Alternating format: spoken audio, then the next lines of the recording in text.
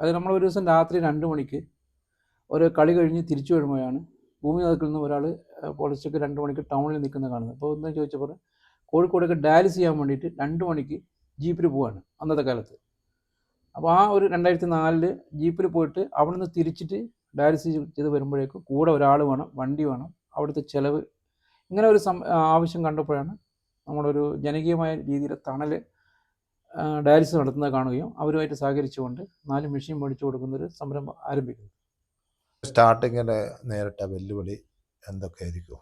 പ്രത്യേകിച്ച് ആ സമയത്ത് 2004 ഒരാളെ പ്രയാസങ്ങൾ അറിഞ്ഞ് അത് തണലുമായി ലിങ്ക് ചെയ്ത് ഡയാലിസിസ് മെഷീനൊക്കെ വാങ്ങിക്കൊടുക്കാനുള്ള ആ ഒരു അവസരത്തിൽ ഏതായാലും പെട്ടെന്ന് ഒരു സന്നദ്ധ സംഘടന എന്നുള്ള നിലക്ക് നേരിടേണ്ടി വന്ന വെല്ലുവിളികൾ എന്തൊക്കെയായിരിക്കും? പ്രത്യേകിച്ച് സാമ്പത്തികമായിരിക്കുമല്ലോ. അതെ, അന്ന് ഈ കിഡ്നി ട്രാൻസ്പ്ലാന്റേഷൻ അല്ലെ ഡയാലിസിസ് എന്ന് പറയുന്നത് വളരെ ചിലവേറിയൊരു സംഭവമായിരുന്നു. അപ്പോൾ നമ്മൾ വർഷത്തിൽ വോളിബോൾ കളി നടത്താറുണ്ട്. അതിൽ നിന്ന് കണ്ടെത്തുന്ന ഫണ്ട് ഈ വിദ്യാഭ്യാസ മേഖലയിലേക്കും മറ്റൊക്കെ ആയിട്ടുള്ള രീതിയിലായിരുന്നു ചിലവഴിച്ചുകൊണ്ടിരുന്നത്. 2004 ഈ ഒരു ആരോഗ്യ മേഖലയിലേക്ക് ഇതിൻ്റെ ഒരു പ്രവർത്തനം വ്യാപിപ്പിക്കുന്നത്.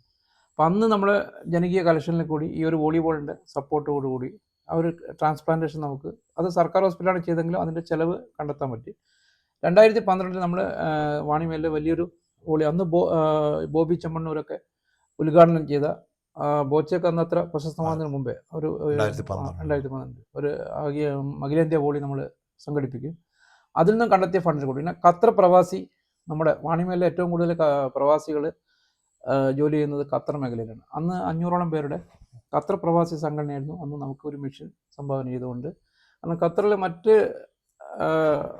NRIക്കാരെ പോലെയല്ല, അവർ കൂടുതലും നല്ല ജോലികളിൽ വർക്ക് ചെയ്യുന്ന സർക്കാർ മേഖലകളിലും, അതേപോലെ എംപ്ലോയീസ് എന്ന് പറയുന്നത് ഒരു മിഡിൽ ക്ലാസ്സിൽ വർക്ക് ചെയ്യുന്ന ആൾക്കാരായിരുന്നു കൂടുതൽ.